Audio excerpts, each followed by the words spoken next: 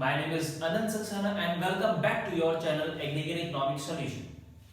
आज इस वीडियो में हम लोग मैक्रो इकोनॉमिक्स का chapter number 8 short run equilibrium output के बारे में डिस्कशन करेंगे। बेसिकली ये चैप्टर जो है ये शॉर्ट रन इक्विलिब्रियम आउटपुट को लेके है और इस चैप्टर में हमें थोड़ी बहुत कॉम्प्लिकेशंस होती है। कॉम्प्लिकेशंस किस तरह की होती हैं कि हमें इस चैप्टर में क्या पढ़ना है, क्या नहीं पढ़ना है, कैसे इसके हम नोट्स बनाएं, किन किन टॉपिक्स पे हम ज्यादा ध्यान दें और किन टॉपिक्स को हम छोड़ सकते हैं। तो आइए स्टार्ट करते हैं बिना टाइम वेस्ट करे इस टॉपिक को, short run equilibrium output. Short run, सबसे पहले शॉर्ट रन का मतलब क्या होता है? शॉर्ट रन का मतलब आपको समझ में आ रहा है, एक छोटा टाइम पीरियड जिसको हम लोग बोल सकते हैं कि एक जनरली 1 ईयर या 1 साल से कम का टाइम जो पीरियड होता है उसको हम बोलते हैं शॉर्ट रन। उसके बाद है इक्विलिब्रियम। इक्विलिब्रियम का मतलब आपने क्लास 11 में भी पढ़ा था और पिछली वीडियोस में आप लोग देखते हुए आ रहे हैं इक्विलिब्रियम। इक्विलिब्रियम एक बार और हम देख लेते हैं। जब हम इक्विलिब्रियम की बात करते हैं तो demand is equals to supply. ये तो बात हो गई आपकी माइक्रो की। अब भाई हम एग्रीगेट डिमांड और एग्रीगेट सप्लाई की बात करेंगे। क्यों? क्योंकि इस वक्त हम मैक्रो इकोनॉमिक्स को लेके डिस्कशन कर रहे हैं। तो ये इक्विलिब्रियम का मतलब where demand is equals to supply in microeconomics, where aggregate demand is equals to aggregate supply, that is equilibrium under macroeconomics। तो ये इक्विलिब्रियम का मतलब है और हम डायग्रामेटिकली हमने इसको पढ़ा था इक्विलिब्रियम इस तरीके से, where demand and supply, that is supply and that is demand, this point is called equilibrium। इस पॉइंट को हमने बोला था इक्विलिब्रियम। ये तो इक्विलिब्रियम का मतलब है। अब यहाँ पे इक्विलिब्रियम का मतलब थोड़ा सा चेंज हो गया है। अब क्या चेंज हुआ है उसको हम लोग देखते हैं। मतलब इक्विलिब्रियम तो वही रहेगा लेकिन इक्विलिब्रियम को इसके अलावा एक और नजरिए से हम लोग देखेंगे कि equilibrium AD is equals to AS के अलावा भी क्या होता है। तो आइए स्टार्ट करते हैं। सबसे पहले समझते हैं हम लोग इस डेफिनेशन को। अकॉर्डिंग टू कीन्स एक इकोनॉमिस्ट है जिसने इकोनॉमिक्स में बहुत सारी थ्योरम्स में चेंजेस किए हैं। चेंजेस का मतलब उसमें कुछ ऐड, कुछ प्लस, कुछ माइनस, इस तरह के चेंजेस। ये भी एक इकोनॉमिस्ट है। तो इन्होंने क्या डेफिनेशन दी है शॉर्ट रन की?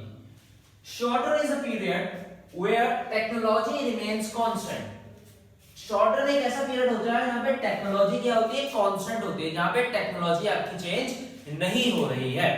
अब शॉर्ट पीरियड ऑफ टाइम की बात करेंगे तो भाई टेक्नोलॉजी को हम ज्यादा क्यों बढ़ाएं? जितना है उसी टेक्नोलॉजी में हम आउटपुट करने की कोशिश करेंगे। टेक्नोलॉजी रिमेन्स कांस्टेंट, आपको ये बात याद रखनी है, technology remains constant. Output is determined by the level of employment. अब जो आउटपुट हम डिटरमाइन करेंगे वो किससे करेंगे? एम्प्लॉयमेंट के लेवल से करेंगे। यहाँ पे ये इंपॉर्टेंट कंसेप्ट है कि कैसे output is determined by the employment. तो आइए और डिटेल में थोड़ा सा समझते हैं इसको, शॉर्ट रन इक्विलिब्रियम की डेफिनेशन को। तो short run is a period where technology remains constant, जहां पे आपकी जो टेक्नोलॉजी है वो क्या रहेगी? कांस्टेंट रहेगी, उसमें कोई भी चेंजेस नहीं होंगे।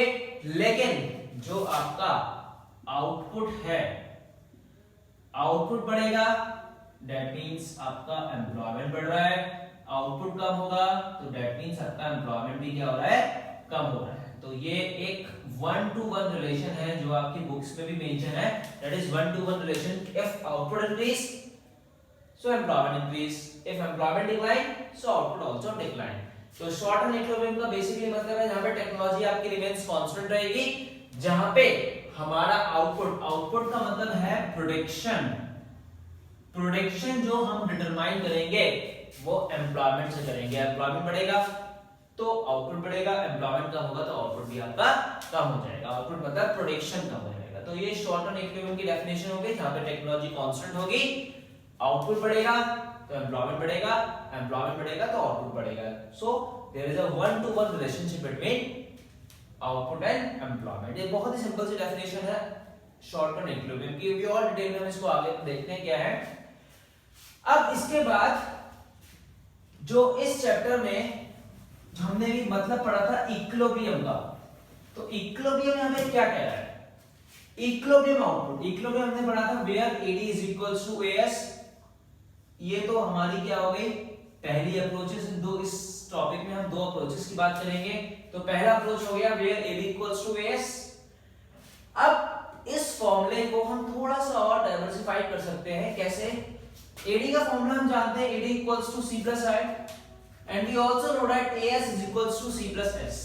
क्या हम इसको इस फॉर्म में लिख सकते हैं? AD equals to C plus S और AD equals to C plus I। C से C cancel, S is equals to I। तो ये हमें एक सेकंड अप्रोच मिल गई। तो ये दो अप्रोचेस हैं जिसके बारे में हम डिटेल में डिस्कशन करेंगे। इन अप्रोचेस का हम लोग क्या करेंगे, अभी इसके स्केड्यूल और इसको कर्व के साथ इन अप्रोचेस को और डिटेल में हम अभी आगे पढ़ेंगे।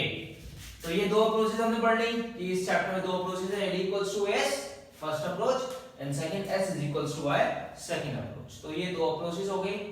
इसके बाद थोड़ा सा थ्योरेटिकल पोर्शन है जो हम डिस्कस करते हैं। चलिए आइए ये डिस्कस करते हैं। सबसे पहला x and saving, second exposed saving, third accent investment and number 4 that is आपका एक्सपोज्ड इन्वेस्टमेंट। तो ये हम क्यों पढ़ रहे हैं? ये इसलिए पढ़ रहे हैं क्योंकि ये चीज एग्जामिनर आपसे प्रैक्टिकल में पूछ लेता है, नहीं तो बोर्ड्स भी आपसे ये क्वेश्चन कभी-कभी 1 मार्क्स में एग्जाम्स पे पूछ लेता है। तो बहुत सिंपल सा है, आइए देखते हैं। एक्सेंट इन्वेस्टमेंट क्या होता है? एक्सेंट सेविंग क्या होता है? एक्सेंट सेविंग का मतलब होता है हमारा प्लान्ड सेविंग, जो हम 1 साल के अंदर करना चाह रहे हैं, that is accent saving.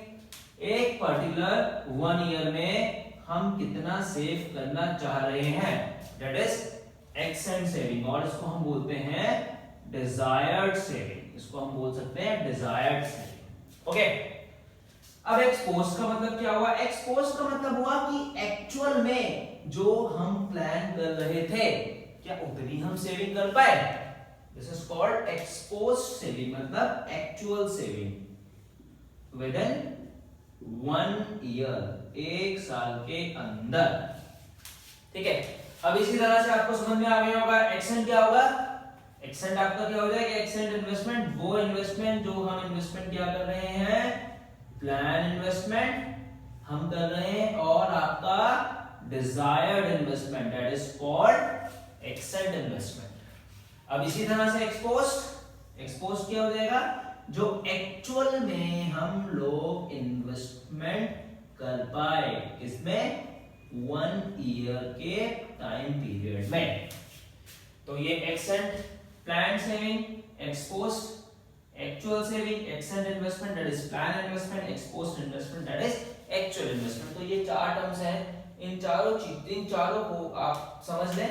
Accent का मतलब प्लान, एक्सपोज का मतलब से एक्चुअल, एक्सेंट इन्वेस्टमेंट प्लान और expose investment that is actual investment. तो ये 4 पार्ट्स हैं जो हमें बोर्ड्स 1 मार्क्स में पूछ लेता है, वरना एग्जामिनर हमसे कभी-कभी पूछ लेता है कि बीइंग एग्जामिनर मैं भी पूछ लेता हूं कि भाई बताओ एक्सेंट इन्वेस्टमेंट क्या होता है, एक्सेंट सेविंग क्या होता है। तो ये आपको इस तरीके से याद रखने हैं।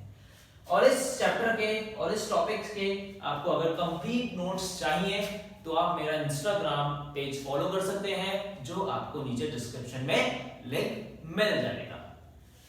उसके बाद स्टार्ट करेंगे हम लोग इन 2 अप्रोचेस को। तो ये 2 अप्रोचेस हैं, इनको हम डिटेल में with the help of curve और with the help of schedule अपनी नेक्स्ट वीडियो में डिस्कस करेंगे। Thank you.